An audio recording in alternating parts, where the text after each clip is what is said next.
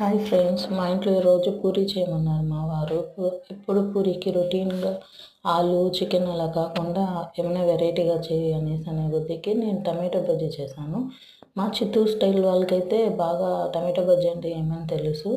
చాలా easy process. పోపు వేసుకోవాలా, ఎండుమిరపకాయ పచ్చిమిరపకాయలు వేసుకునేసి ఆనియన్స్, టమాటో, తెల్లగడ్డ, చింతపండు, కొంచెం పసుపు వేసి బాగా వేగినాక మేతి జీలకర్ర పొడి వేసుకునేసి ఒక 3-4 విజిల్ పెట్టుకునేయాలి ఫ్రెండ్స్. తర్వాత ఎనుపుకొని పోపు వేసుకొనేస్తే ఎంతో ఎమ్మి అయిన టమాటో బజ్జీ రెడీ అయిపోతుంది. చాలా అంటే చాలా బాగుంటుంది ఫ్రెండ్స్. అన్నిట్లోకి ఈ చట్నీ చాలా బాగుంటుంది.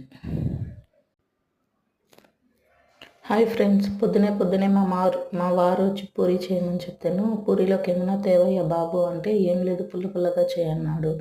అందుకనేసి మేము టమాటో బజ్జీ చేసానండి. చిత్తూరు సైడ్